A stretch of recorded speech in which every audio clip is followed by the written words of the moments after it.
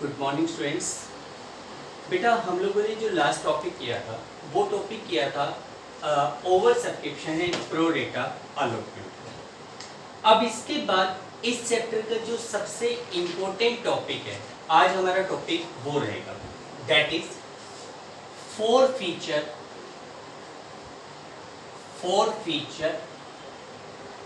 And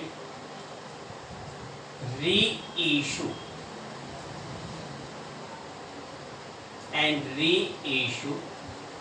of forfeited shares।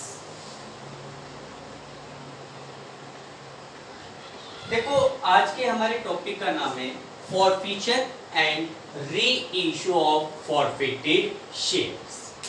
इसका मतलब क्या होता है, ये किसे कहते हैं?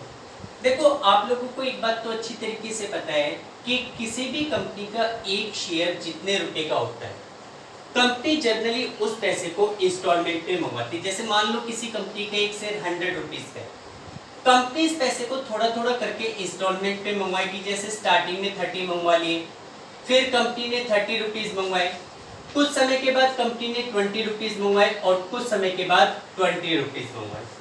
इस तरीके से कंपनी डिफरेंट कॉल्स में शेयर का पैसा मंगवाती है। स्टार्टिंग में जो पैसा होता है वो एप्लीकेशन, अलॉटमेंट, फर्स्ट कॉल और फाइनल कॉल, इस तरीके से पैसा मंगवाया जाता है।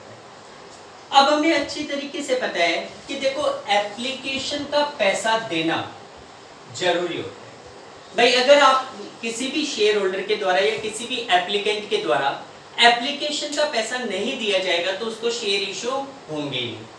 इसलिए एप्लीकेशन का पैसा तो हर एक शेयर होल्डर जरूर पे करता है। लेकिन जब अलॉटमेंट, फर्स्ट कॉल या फाइनल कॉल का नंबर आता है तो कई बार कुछ ऐसी कंडीशन होती है कि शेयर होल्डर उन कॉल की पेमेंट नहीं करता। शेयर होल्डर उन कॉल की पेमेंट नहीं करता। उसके पीछे का रीजन कुछ भी हो सकता है। भाई या तो रीजन ये होता है कि शेयर होल्डर पैसा देना नहीं चाहता है, या फिर ये भी रीजन हो सकता है कि उसकी मजबूरी है, उसके पास पैसे का अरेंजमेंट नहीं है। लेकिन ये हमारा मैटर नहीं है कि वो पैसा क्यों नहीं दे रहा। हमारा मैटर ये है कि शेयर होल्डर से जिस कॉल की पेमेंट मांगी गई उसने उस कॉल की पेमेंट नहीं की। मान लो कंपनी ने मार्केट में 1 लाख शेयर इशू किए हैं, एक शेयर होल्डर है जिसके पास 1000 शेयर है, वो अलॉटमेंट का पैसा नहीं दे रहा, या फर्स्ट कॉल का पैसा नहीं दे रहा, या फाइनल कॉल का पैसा नहीं दे रहा। ठीक है, अब शेयर होल्डर अगर किसी कॉल की पेमेंट नहीं करता है तो ऐसी सिचुएशन में कंपनी के पास दो ऑप्शन होते हैं। कंपनी है 2 ऑप्शन। क्या क्या? भाई पहला ऑप्शन होता है कि उस शेयर होल्डर को थोड़ा सा टाइम दे दिया जाए। टाइम देने का मतलब क्या है कि भाई जैसे आज किसी शेयर होल्डर ने अलॉटमेंट का पैसा नहीं दिया, चलो कोई बात नहीं है, कंपनी उसको कुछ नहीं करी, फर्स्ट कॉल के टाइम दे देगा। फर्स्ट कॉल मंगवाई, फर्स्ट कॉल का पैसा भी नहीं दिया, चलो कोई बात नहीं है, फाइनल कॉल पे दे देगा। फाइनल कॉल मंगवाई, फाइनल कॉल के टाइम भी पैसा नहीं दिया। तो एक तरीका तो होता है कि शेयर होल्डर को टाइम पीरियड दे दिया जाए, आगे की कॉल के साथ शायद वो भुगतान कर दे, पेमेंट कर दे। लेकिन अगर शेयर होल्डर बार बार फॉल्ट करता है या किसी कॉल की पेमेंट नहीं करता तो कंपनी के पास एक दूसरा ऑप्शन होता है, उसके शेयर्स को अपने पोजीशन में ले लेना, यानी कि अपनी ओनरशिप में ले लेना, उसके शेयर को फॉरफिट कर लेना। ठीक है, एक छोटे से एग्जांपल से क्लियर हो जाएगा आपको। आज हम लोग एक गाड़ी खरीदते हैं किस्तों पर, इंस्टॉलमेंट पे। ठीक है, हमने गाड़ी की 2 इंस्टॉलमेंट पे कर दी, 3rd इंस्टॉलमेंट नहीं दे पा रहे। बैंक वाला या जो भी फाइनेंशियल इंस्टीट्यूट है जिसने हमें लोन दिया था, वो क्या करेगा? इंस्टॉलमेंट की पेमेंट नहीं करेगा, गाड़ी को उठा के ले जाएगा। इसे कहते हैं फॉरफिट करना। तो उसी प्रकार अगर शेयर होल्डर किसी कॉल की पेमेंट नहीं करता तो कंपनी उस बंदे के शेयर्स को क्या कर लेगी? फॉरफिट कर लेगी, वापस अपने कब्जे में ले लेगी, अपने पोजीशन, अपनी ओनरशिप में ले लेगी, जिसको हम फॉरफीचर ऑफ शेयर कहते हैं। क्या कहते हैं? Forfeiture of share. ठीक, अब बात आती है कि अगर कंपनी के द्वारा शेयर्स को फॉरफिट किया जाए, अगर कंपनी के द्वारा शेयर्स को फॉरफिट किया जाए तो उसके रिगार्डिंग जर्नल एंट्री क्या होती है। फॉरफीचर का मतलब आप लोगों को क्लियर हो गया होगा कि when the share holder is unable to make the payment of any call then the company will take the position of those shares, it is called forfeiture of share, इसे फॉरफीचर कहा जाता है। अब देखो कंपनी के द्वारा जब अपने शेयर्स को फॉरफिट किया जाता है, किसी भी कंपनी के द्वारा अगर शेयर्स को फॉरफिट किया जाता है तो उसके रिगार्डिंग अकाउंटिंग ट्रीटमेंट क्या होता है। पहले हम फॉरफीचर का ट्रीटमेंट पढ़ रहे हैं। देखो कंपनी के द्वारा, जैसे पहले मैं एक केस लिख लेता हूं, 100 रुपीज का शेयर है, पेमेंट है 30 30 20 और 20 रुपीज करके। एक बंदा है जिसके पास 1000 शेयर है, वो कॉल्स की पेमेंट नहीं कर रहा। अब देखो कंपनी जब अपने शेयर्स को फॉरफिट करती है तो फॉरफिट करते समय सबसे पहले तो कंपनी ये देखेगी कि उसने उन शेयर्स को कैसे इशू किया था। भाई शेयर्स को एट पार इशू किया था या एट प्रीमियम। आपको पता है दो ही तरीके से हम शेयर को इशू करते हैं, या तो एट पार या एट प्रीमियम। दोनों केस में अलग अलग ट्रीटमेंट होता है। तो पहले तो कंपनी क्या करती है, ये देखती है कि जिन शेयर्स को फॉरफिट करने जा रहे हैं उन शेयर्स को हमने कैसे इशू किया था, आइदर एट पार और एट प्रीमियम। तो देखो इसमें पहला केस आता है forfeiture of share issued at par, forfeiture of shares issued at par. ऐसे शेयर्स को फॉरफिट करना जो कि कंपनी ने स्टार्टिंग में एट पार इशू किए थे।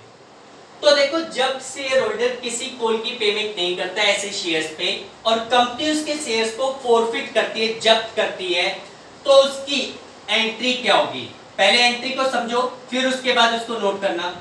देखो यहां पे कंपनी फॉरफिट करते समय एंट्री करेगी share capital account debit, share capital account debit. पहले समझ लो बेटा एंट्री को, फिर उसके बाद उसको नोट डाउन करना, ठीक है। देखो share capital account debit to share allotment account, to share allotment account, to share first call account, to share final call account और टू शेयर फॉरफीचर या forfeited share account, to share forfeiture account, to share forfeiture. ठीक है, ये entry होगी। लेकिन पहले इसको ध्यान से समझो। देखो बेटा 100% जरूरी नहीं कि ये की एंट्री हो। इस एंट्री में थोड़ा बहुत चेंज भी हो सकता है, लेकिन लगभग एंट्री होगी। आप लोग क्लियर कीजिए टॉपिक को। देखो सबसे पहले आप लोग शेयर कैपिटल अकाउंट को डेबिट करो। इसमें क्या अमाउंट आएगा?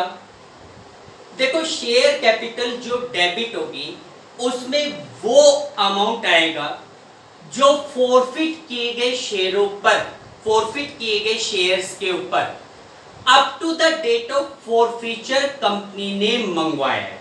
ठीक है, यहां पे आएगा amount of share capital, amount of share capital which have been called up, which have been called up on forfeited shares, shares up to the date of forfeiture, up to the date of forfeiture। ये bracket में लिख लीजिए, आप note कर सकते हैं आप, up to the date of forfeiture. ठीक है, देखो मैंने क्या लिखवाया है, इसमें कुछ बातें हैं, ध्यान से समझना। Amount of share capital which have been called up on forfeited shares up to the date of forfeiture. Share capital में वो पैसा डेबिट होगा जो कि फॉरफीचर की डेट तक, ध्यान से समझ लो, फॉरफीचर की डेट तक फॉरफिट किए गए शेयरों पर मंगवाया गया है। ठीक है, जैसे मान लो कंपनी 1000 शेयर्स फॉरफिट कर रही है। एक बंदा है जिसके पास 1000 शेयर्स है, उसने अलॉटमेंट का, फर्स्ट कॉल का और फाइनल कॉल का पैसा नहीं दिया। ठीक है, किसका पैसा नहीं दिया? अलॉटमेंट, फर्स्ट कॉल और फाइनल कॉल। तो आप जब उसके शेयर को फॉरफिट करोगे तो शेयर कैपिटल को डेबिट करोगे और इसमें क्या पैसा आएगा? भाई आप 1000 शेयर फॉरफिट करने जा रहे हो, 1000 शेयर पे आज तक आपने कितना पैसा मंगवाया, मिला या ना मिला ये मैटर नहीं है, आज तक आपने मंगवाया कितना है। भाई आपने मंगवाया 30 + 30 + 20 + 20, पूरे 100 रुपीज मंगवा लिए, तो 1000 शेयर्स पे 100 रुपीज के हिसाब से 1 लाख आ जाएगा। अगर मान लो बंदे ने अलॉटमेंट का और फर्स्ट कॉल का पैसा नहीं दिया, कंपनी ज्यादा वेट नहीं करना चाहती, फर्स्ट कॉल के बाद ही उसके शेयर को फॉरफिट कर रही है, जस्ट आफ्टर फर्स्ट कॉल, तो फर्स्ट कॉल तक आपने कितना पैसा मंगवाया? 30 + 30 + 20, 80, 1000 शेयर्स पे 80 के हिसाब से आएगा। अगर मान लो अलॉटमेंट का पैसा नहीं दिया और यहीं फॉरफिट कर लिया, यहीं पर ही फॉरफिट कर लिया, तो 30 + 30 60 मंगवाए, 1000 शेयर पे 60 के हिसाब से कितना आएगा? 6000 आ जाए, 60,000 आ जाए। ठीक है, तो यहां पे वो पैसा आएगा जो फॉरफिट किए गए शेयरों पर up to the date of forfeiture मंगवाया गया है। ठीक, क्लियर है बात? ठीक, इसमें एक वर्ड आ रहा है amount of share capital which have been called. देखो इसमें वो पैसा आएगा जो शेयर कैपिटल के अगेंस्ट मंगवाया गया। अगर यही शेयर प्रीमियम पर होता, भाई मान लो कंपनी ने शेयर को 120 में इशू किया होता, पेमेंट थी 30 30 30 और 30 करके। ठीक है, फाइनल कॉल के बाद फॉरफिट कर रहे हो, फाइनल कॉल तक मंगवाने को कितने पैसे मंगवाए गए हैं? 120, लेकिन 120 तो इंक्लूडिंग प्रीमियम है। शेयर कैपिटल का कितना पैसा है? शेयर कैपिटल का है 100, तो यहाँ पे 100 के हिसाब से आता। ठीक है, प्रीमियम का पैसा इसमें ऐड नहीं होगा। मेरी बात क्लियर है? ठीक है, शेयर कैपिटल का जो पैसा मंगवाया गया है वो यहाँ पे डेबिट होगा। ठीक, फिर उसके बाद क्रेडिट में मैंने आपको लिखवाया है to share allotment, to share first call, to share final call. जरूरी नहीं तीनों कॉल का नाम आए, हो सकता है केवल अलॉटमेंट वर्ड आए, हो सकता है केवल फर्स्ट कॉल आए, केवल फाइनल कॉल आए, या केवल फर्स्ट कॉल फाइनल कॉल आ जाए, या अलॉटमेंट और फर्स्ट कॉल आए, या तीनों आए, कुछ भी आ सकता है। लेकिन कैसे पता चलेगा क्या आएगा? तो यहां पे ये याद रखना, वो कॉल्स आएंगी जो फॉरफिट किए गए शेयरों पर मंगवाई गई है लेकिन शेयर होल्डर ने पे नहीं की। ठीक है, those calls which have been called, note भी करते जाओ, which have been called but not paid on forfeited shares. Those calls which have been called but not paid on forfeited shares. यानी कि वो कॉल्स आएंगी जो फॉरफिट किए गए शेयरों पर आज तक मंगवाई गई है लेकिन शेयर होल्डर ने पे नहीं की, फॉरफिट किए गए शेयरों पर आपको मिली नहीं। भाई मान लो इस बंदे ने जिसके पास 1000 शेयर है, अलॉटमेंट का पैसा नहीं दिया, कंपनी ने फर्स्ट कॉल मंगवाई वो भी नहीं दिया, फाइनल कॉल मंगवाई वो भी नहीं दिया, तो यहाँ पे तीनों कॉल्स आ जाएंगी। ठीक है, अगर मान लो कंपनी ने फाइनल कॉल नहीं मंगवाई, फर्स्ट कॉल के बाद ही फॉरफिट कर रहे हैं, बंदे ने अलॉटमेंट और फर्स्ट कॉल का पैसा नहीं दिया, अलॉटमेंट और फर्स्ट कॉल का पैसा नहीं दिया, फाइनल कॉल कंपनी ने नहीं मंगवाई, तो अगर फाइनल कॉल कंपनी ने नहीं मंगवाई तो यहाँ पे फाइनल कॉल नहीं लिखोगे। या फिर बंदे ने एप्लीकेशन दे दी, अलॉटमेंट दे दी, केवल फर्स्ट और फाइनल कॉल नहीं दी, तो फर्स्ट और फाइनल कॉल ही आएगी। ठीक है, यानी कि यहाँ पे क्लियर कर लो, वो कॉल्स आएंगी जो शेयर होल्डर से मांगी गई और फॉरफिट किए गए शेयरों पर शेयर होल्डर ने नहीं दी। ठीक है, शेयर होल्डर ने नहीं दी। ठीक, उसके बाद लास्ट में मैंने शेयर फॉरफीचर को क्रेडिट किया।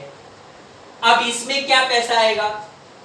That amount of share capital which have been paid by the shareholder on forfeited shares. That amount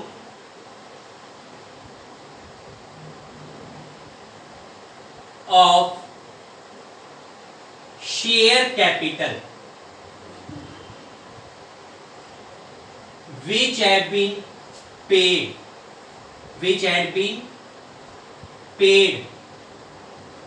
by shareholder on forfeited shares. Share capital का वो पैसा जो फॉरफिट किए गए शेयर्स के ऊपर शेयर होल्डर पे कर चुका। ठीक है, ये वो पैसा होता है जो कंपनी जब्त करेगी, वापस नहीं करेगी। मान लो इन 1000 शेयर्स को कंपनी फॉरफिट कर रही है, मान लो फाइनल कॉल के बाद फॉरफिट कर रही है 1000 शेयर्स पे 100 रुपीज के हिसाब से 1 लाख तो यहां जाएगा। अलॉटमेंट के 30 नहीं दिए, यानी कि 1000 शेयर पे 30 के हिसाब से 30,000, फर्स्ट कॉल के 20, फाइनल कॉल के 20, ये पैसा आपको मिला नहीं। अच्छा, मिला कितना? केवल 30 रुपीज, केवल उसने एप्लीकेशन के 30 दिए थे।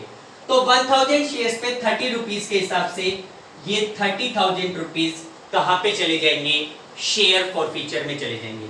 ये वो पैसा होता है जो कंपनी जब्त कर लेती है, रिटर्न नहीं करती। ठीक है, अब इसमें ये ध्यान रखना, मैंने वर्ड लिखवाया the amount of share capital which have been paid. Share capital का जो पैसा शेयर होल्डर दे चुका, अगर 100 रुपीज का शेयर है, 20 रुपीज प्रीमियम के, और वो प्रीमियम एप्लीकेशन के समय ही है, मान लो एप्लीकेशन का पैसा मिल गया, बाकी नहीं मिला। ठीक है, तो यहां पे उसने 30 रुपीज दिए, लेकिन उसमें 20 रुपीज किस चीज का है? प्रीमियम का, वो पैसा यहां नहीं आएगा। शेयर कैपिटल के कितने पैसे दिए उसने? 10 रुपीज, तो यहां पे 10 के हिसाब से आएगा। क्लियर है ये बात? ठीक है, ये जो शेयर कैपिटल वर्ड लिखवा रहा हूं, ये बहुत इंपॉर्टेंट वर्ड है, इसको ध्यान रखो। ठीक, तो ये है हमारे पास forfeiture of share issued at par की एंट्री। अच्छा, इसी में थोड़ा सा एक्सटेंशन करते हैं।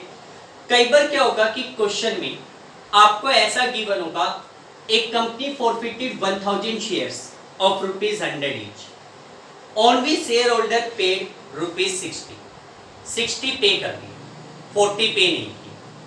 तो जब आपको पता है शेयर कैपिटल को करोगे डेबिट, इसमें कितना पैसा आएगा? 100। फिर उसके बाद उन कॉल्स का नाम दिखाओगे जो उसने पे नहीं किया, लेकिन क्वेश्चन में कह रहा है 60 पे कर दिया, 40 पे नहीं किया, लेकिन वो 40 किस चीज के पे नहीं किए? भाई 40 रुपीज किस चीज के पे नहीं किए? अलॉटमेंट के नहीं दिए, फर्स्ट कॉल के नहीं दिए, फाइनल कॉल के नहीं दिए, आपको क्वेश्चन में कुछ नहीं बता रखा। अगर आपको कॉल्स का नाम नहीं पता, कॉल्स का नाम नहीं पता, तो आप लोग calls in arrear word use कर लेंगे। क्या वर्ड यूज करेंगे? Calls in arrear. और जब आप फॉरफिट करो तो आपकी एंट्री हो जाएगी share capital account debit to calls in arrear account and to share forfeiture account, to calls in arrear account and to share forfeiture.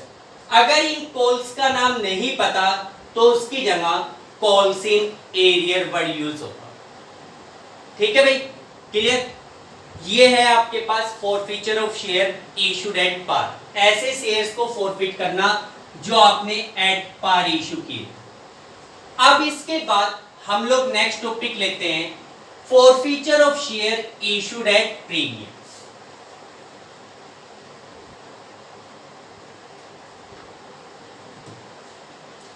दूसरा केस है फॉरफीचर ऑफ शेयर्स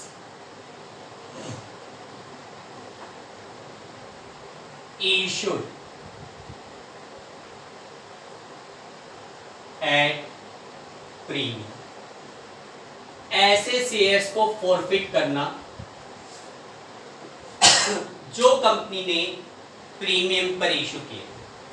देखो मान लो कंपनी का एक शेयर 100 रुपीज का है और कंपनी ने उसको 10 रुपीज प्रीमियम पर इशू किया।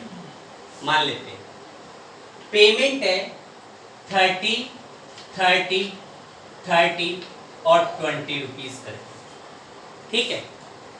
प्रीमियम अलॉटमेंट के टाइम यानी कि अलॉटमेंट के जो 30 रुपीज हैं उसमें 20 रुपीज के शेयर कैपिटल, 10 रुपीज का प्रीमियम, ठीक। अब देखो इसमें दो कंडीशंस होती हैं। चलो अभी फिलहाल ये नहीं मानते कि प्रीमियम किसके साथ है, ठीक है, क्योंकि अलग अलग केस करेंगे। इसमें दो कंडीशंस बनती है।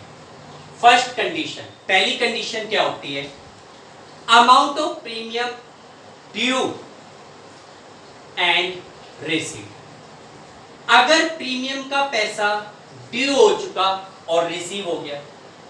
दूसरा केस होता है अगर प्रीमियम का पैसा रिसीव नहीं हुआ, ठीक है, ड्यू हो गया और रिसीव नहीं हुआ। भाई मान लो प्रीमियम एप्लीकेशन के टाइम था, बंदे ने एप्लीकेशन का पैसा दे रखा है, इसका मतलब प्रीमियम का पैसा मिल चुका। अगर प्रीमियम का पैसा मिल चुका, ठीक है, एक केस है प्रीमियम का पैसा मिल चुका, दूसरा केस भी आपको ले लेते हैं। मान लो प्रीमियम है फर्स्ट कॉल के टाइम, बंदा फर्स्ट कॉल का पैसा नहीं दे रहा, ठीक है, इसका मतलब प्रीमियम नहीं मिला। तो दोनों केस में अलग अलग एंट्री होगी। पहला case if premium due,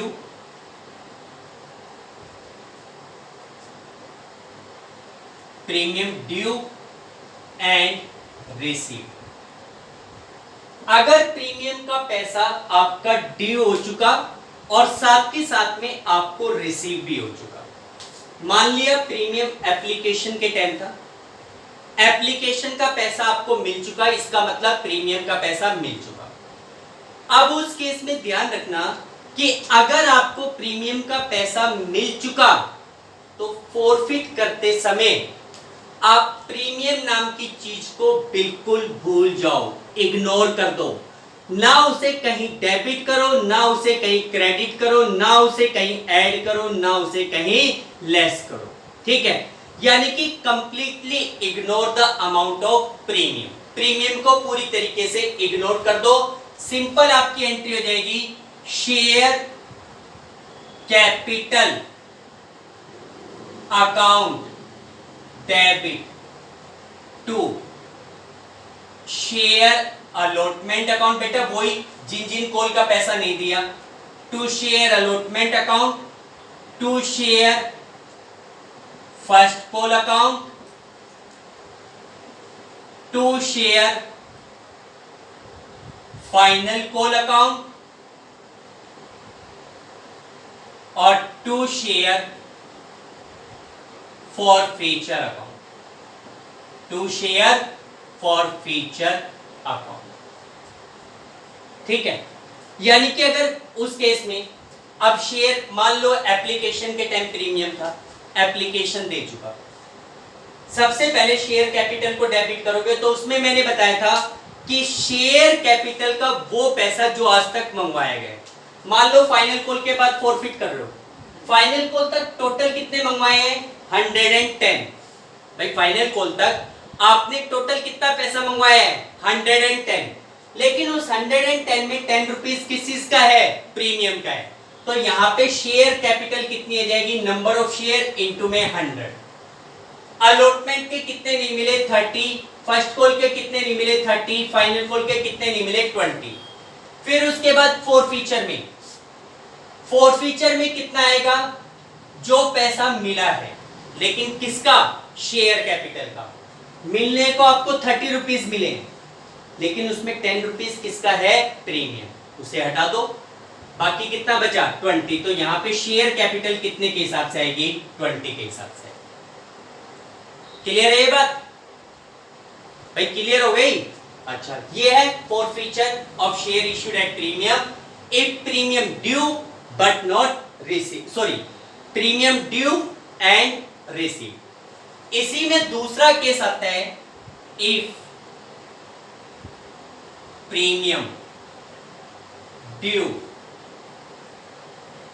but not receive.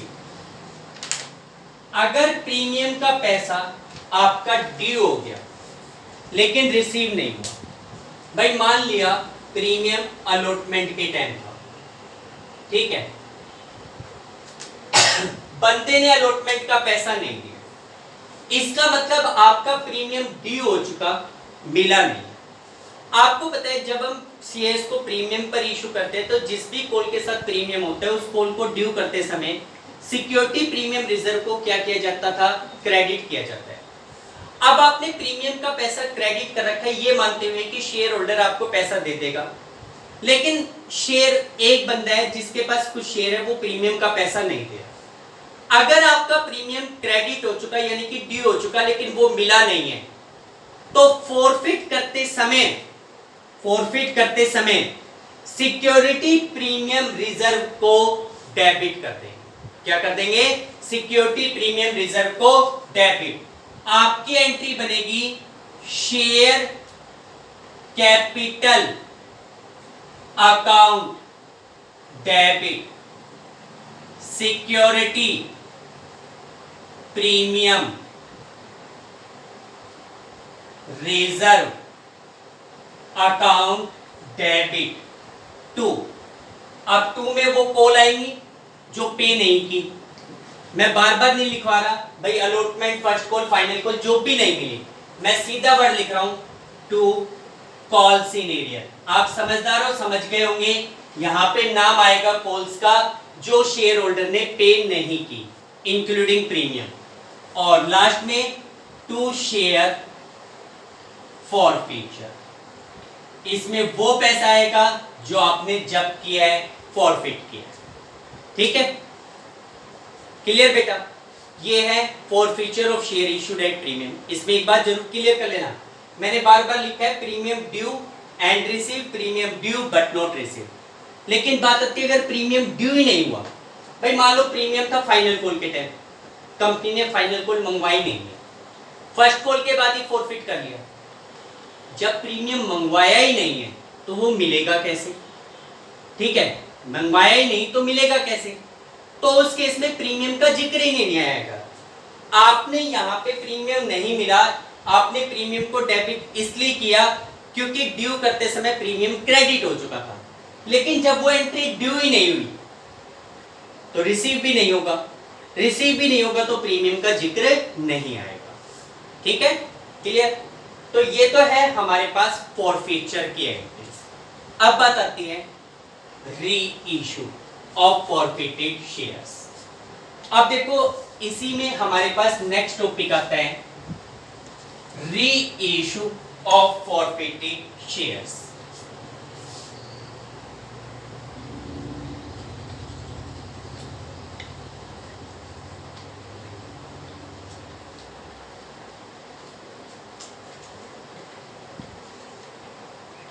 Forfeit किए गए शेयर्स को री इशू करना, ये क्या होता है? एक छोटा सा क्वेश्चन। एक कंपनी है, गाड़ी बेचती है, ठीक है, उसने किसी व्यक्ति को इंस्टॉलमेंट में गाड़ी बेची 10 लाख की। बंदे ने पहली 2 इंस्टॉलमेंट दे दी 1 लाख रुपए की, ठीक है, आगे पेमेंट नहीं कर, 2 महीने बाद पेमेंट करने से मना कर दिया। कंपनी क्या करेगी? उसकी गाड़ी को उठाकर ले जाएगी, ठीक है, इसका मतलब फॉरफिट कर लेगी। लेकिन बात आती है फॉरफिट करने के बाद कंपनी क्या करेगी? क्या उस गाड़ी को ले जाकर गैराज में डाल देगी या स्क्रैप में डाल देगी? नहीं, ऐसा नहीं करेगी। भाई कंपनी का पर्पज है गाड़ी को बेचकर 10 लाख की गाड़ी है, 10 लाख रुपए कलेक्ट करना, कम से कम 10 लाख रुपए कलेक्ट करना। बंदे ने पेमेंट नहीं करी, 1 लाख रुपए आपको मिल चुका, वो तो आपने फॉरफिट कर लिया, लेकिन अभी भी उस गाड़ी की कीमत 9 लाख बच रही है। कंपनी तो चाहेगी ज्यादा से ज्यादा पैसा वसूल करे, तो फिर कंपनी क्या करेगी, उस गाड़ी की रीसेल करेगी। ऐसा तो नहीं है कि उस गाड़ी को ले जाकर गैराज में खड़ा कर देगी, नहीं, कंपनी उस गाड़ी को रीसेल करेगी कम या ज्यादा करके, भाई थोड़ा बहुत प्राइस में एडजस्टमेंट करके रीसेल करेगी। अच्छा, प्राइस में एडजस्टमेंट दोनों प्रकार का हो सकता है, कम भी हो सकता है और ज्यादा भी। मान लो इन 2 महीनों के दौरान गाड़ी की कीमत ही 5 लाख बढ़ गई, ठीक है, तो हो सकता है आप उस गाड़ी को अभी भी 12 लाख में बेच पाओ, और गाड़ी की कीमत कम हो गई तो आप उसे कम में भी बेचोगे, दोनों बात पॉसिबल है। यही बात शेयर्स के केस पे होती है। किसी शेयर होल्डर ने, भाई कंपनी ने शेयर इशू किए थे, किस लिए, कंपनी का पर्पस था पब्लिक से पैसा लेना, ठीक है, और उस पैसे से कंपनी की रिक्वायरमेंट को पूरा करना। कोई शेयर होल्डर स्टार्टिंग की एप्लीकेशन का पैसा या अलॉटमेंट का पैसा देने के बाद आगे की कॉल नहीं दे रहा, ठीक है, तो कंपनी का पर्पस तो पूरा 100 रुपीज कलेक्ट करना था, मिले कितने हैं 30।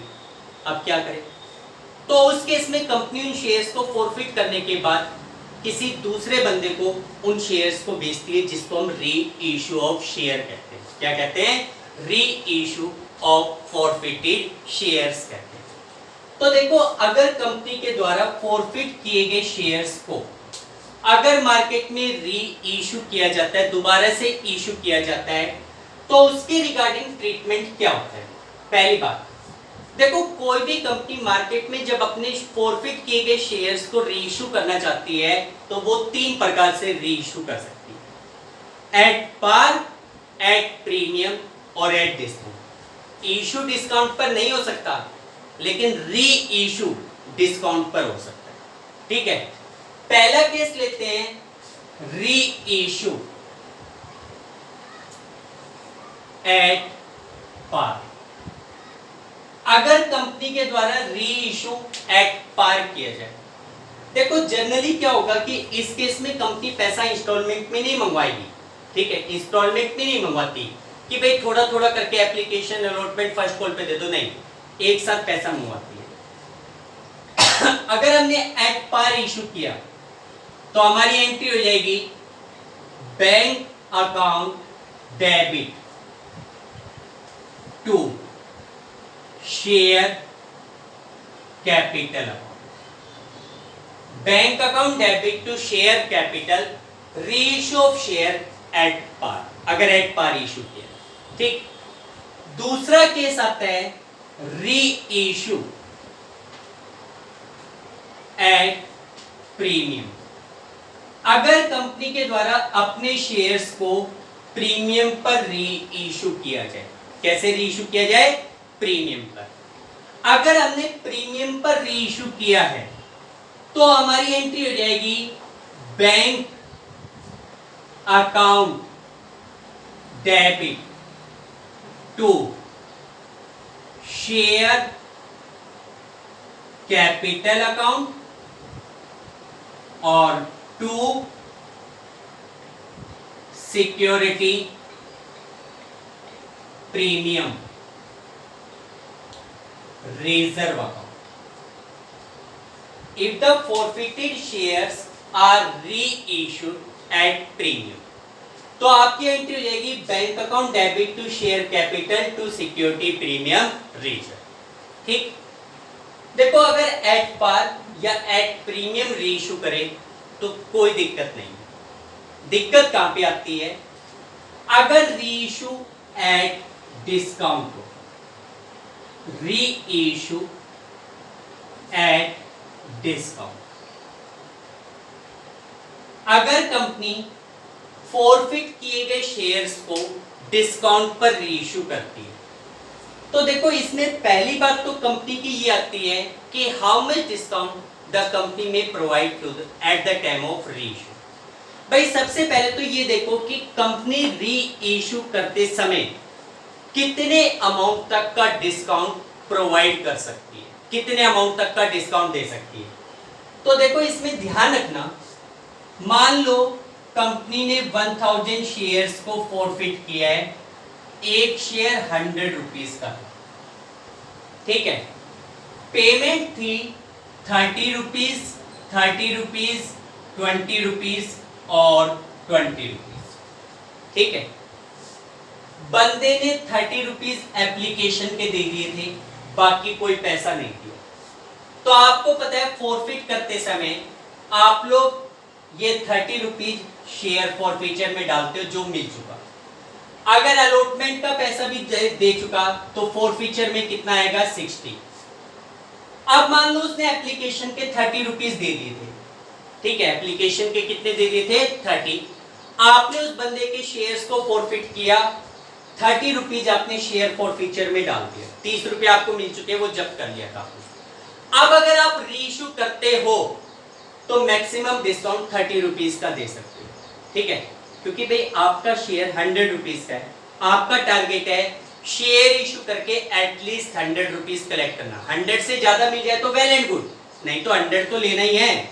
तो अगर आपको 30 पहले मिल चुका, कितना बच रहा था 70, तो रीइश्यू 70 पे कर सकते हो, 70 तक कर सकते हो, ये आपके ऊपर डिपेंड करता है। 70 पे करो, 75 पे करो, 80 पे करो, 90 पे करो, 100 पे करो, 110 पे करो, लेकिन 70 से नीचे नहीं, ठीक है। यानी कि कहने का मतलब इन शॉर्ट ये है कि the maximum discount at the time of reissue can be provided up to the amount which have been received on forfeited share।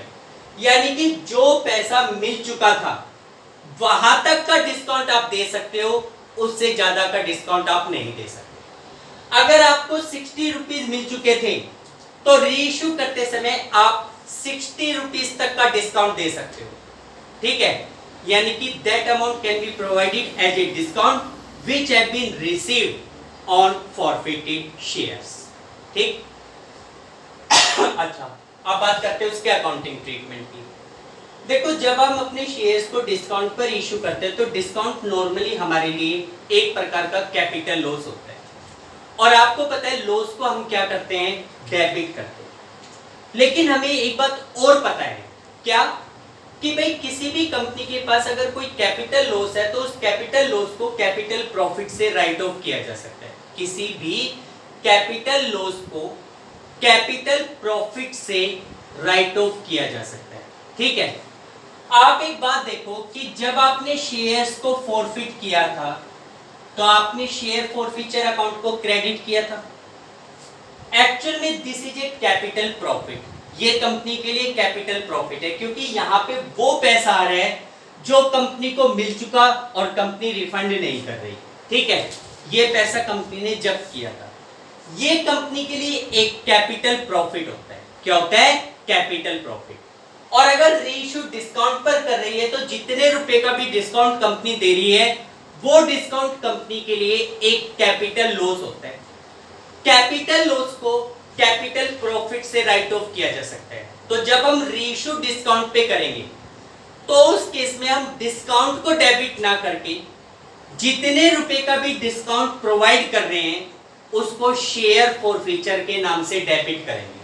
क्योंकि अगर आपने पहले डिस्काउंट के नाम से डेबिट किया तो एक एंट्री और करनी पड़ेगी बाद में, share forfeiture to share discount. इसलिए दो एंट्री की प्रॉब्लम को अवॉइड करने के लिए डायरेक्टली अगर हम अपने शेयर्स को डिस्काउंट पर रीइश्यू करते हैं, जितने रुपए का भी डिस्काउंट दिया जा रहा है वो शेयर फॉरफीचर के नाम से ही डेबिट कर देंगे। आपकी एंट्री क्या होगी, अगर आप रीइश्यू डिस्काउंट पे कर रहे हो तो आपकी एंट्री हो जाएगी bank account debit share forfeiture account debit to share capital account. क्या एंट्री होगी बेटा, bank account debit share forfeiture account debit to share capital. जितने शेयर्स आपने डिस्काउंट, जितना पैसा आपको मिल रहा है वो बैंक में, जितने रुपए का डिस्काउंट दिया जा रहा है वो शेयर फॉरफीचर के नाम से डेबिट होगा और टू शेयर कैपिटल, ठीक। अच्छा, एक बात और ध्यान रखो, जैसे मान लो किसी कंपनी ने 1000 शेयर्स फॉरफिट किए, जरूरी नहीं रीइश्यू भी 1000 ही करने पड़े। भाई कंपनी ने जैसे 1000 शेयर्स फॉरफिट कर लिए, कंपनी उनको रीइश्यू करने का टेंडर निकालती है, लेकिन मान लो रीइश्यू केवल 800 हो पाए, तो आप 800 की एंट्री कर दोगे। अगर रीइश्यू आपके 400 हो रहे हैं तो आप 400 की एंट्री। ध्यान रखना कि जरूरी नहीं कि जितने शेयर्स आपने फॉरफिट किए all the shares will be reissued, सारे के सारे शेयर्स रीइश्यूड होंगे, ऐसा कोई कंपल्सेशंस नहीं। ठीक, अच्छा अब इसके बाद लास्ट में एक एंट्री और बनेगी, लास्ट में एक एंट्री और बनेगी। क्या? आप लोगों को प्रश्न में बताया गया था कि when a company is earning a capital profit it is compulsory to create a capital reserve. आप लोगों को पता होना चाहिए कि जब किसी फर्म, किसी भी बिजनेस ऑर्गेनाइजेशन, किसी भी कंपनी के पास कोई कैपिटल प्रॉफिट होता है तो उसके लिए एक कैपिटल रिजर्व बनाना जरूरी होता है। आप लोगों ने देखा कि कंपनी ने जब शेयर्स को फॉरफिट किया तो जो पैसा शेयर्स होल्डर से मिल चुका था वो पैसा कंपनी ने जब्त कर लिया था, फॉरफिट कर लिया था, और उसको शेयर फॉरफीचर के नाम से क्रेडिट कर रखा है। This is a capital profit. ठीक है, लेकिन आपने उन शेयर्स को रीइश्यू करा, चाहे कैसे भी रीइश्यू किया, ठीक है, रीइश्यू करने के बाद आप इस कैपिटल प्रॉफिट के अमाउंट को, बचे हुए अमाउंट को कैपिटल रिजर्व में ट्रांसफर करेंगे, लेकिन केवल, पहली बात ध्यान रखना है, ओनली आफ्टर द रीइश्यू, केवल रीइश्यू के बाद। अगर आपने अपने शेयर्स को रीइश्यू नहीं किया तो आप कैपिटल रिजर्व में ट्रांसफर नहीं करेंगे। क्यों? क्योंकि देखो आज आपको कैपिटल प्रॉफिट हो गया, आपने अभी अपने शेयर्स को रीइश्यू नहीं किया, पता नहीं फ्यूचर में रीइश्यू करते समय कितने का डिस्काउंट देना पड़े, उस समय क्या हो जाएगा, कैपिटल लॉस हो जाएगा। इसलिए रीइश्यू कैपिटल रिजर्व में वो ही शेयर्स का बैलेंस जाएगा जिनको आपने रीइश्यू किया है। ठीक है, और वो भी कौन सा, ये टोटल नहीं, टोटल नहीं, पहली बात जिन शेयर्स को रीइश्यू किया उनसे रिलेटेड बैलेंस, और उसमें भी अगर कोई डिस्काउंट दिया गया तो वो माइनस करके। ठीक है, तो लास्ट में हमारे पास एक एंट्री और होगी, वो क्या है, balance of share forfeiture account, balance of share forfeiture account related to reissued shares will be transferred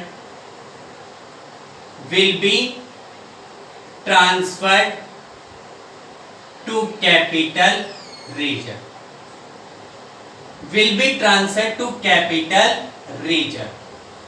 ठीक है, मैंने क्या लिखा है, balance of share forfeiture account related to reissued share. यहां पे ये जो रीइश्यूड शेयर वर्ड लिखा है ये भी इंपॉर्टेंट है। रीइश्यूड शेयर्स का मतलब जिन शेयर्स को आपने मार्केट में रीइश्यू किया है। अगर आपने 1000 में से केवल 400 शेयर रीइश्यू किए हैं तो 400 शेयर्स का बैलेंस ही ट्रांसफर होगा। अगर आपने 800 रीइश्यू किए तो 800 का बैलेंस ट्रांसफर होगा। अगर आपने कोई रीइश्यू नहीं किया तो कोई बैलेंस ट्रांसफर नहीं होगा। केवल वो शेयर जो मार्केट में आपने रीइश्यू कर दिए उनसे रिलेटेड जो शेयर फॉरफीचर का बैलेंस बचेगा that will be transfer to capital reserve. उस बैलेंस को ही हम कैपिटल रिजर्व में ट्रांसफर करेंगे और उसके लिए हमारी एंट्री होगी। एंट्री क्या बनेगी, देखो शेयर फॉरफीचर आपने फॉरफिट किया था, क्रेडिट हो रहा है। आज आप इस बैलेंस को कैपिटल रिजर्व में ट्रांसफर करोगे तो शेयर फॉरफीचर डेबिट हो जाएगा। आपकी एंट्री होगी share forfeiture account debit to capital reserve account. यहां पे आपकी एंट्री होगी share forfeiture account debit to capital reserve account. Balance of share forfeiture related to reissued share transfer to capital reserve. यानी कि रीइश्यू किए गए share से related जो बैलेंस है उस बैलेंस को कैपिटल लेजर में ट्रांसफर किया गया। ठीक है बेटा, तो देखो डियर, ये आपके पास आज का कंप्लीट टॉपिक है, forfeiture of share and reissue of forfeited shares, यानी कि शेयर्स को फॉरफिट करना और फॉरफिट करने के बाद शेयर्स को रीइश्यू करना। ठीक, आई होप आप लोगों को सभी को अच्छी तरीके से समझ में आया होगा। आज के लिए आप लोग केवल इन्हीं टॉपिक को समझिए।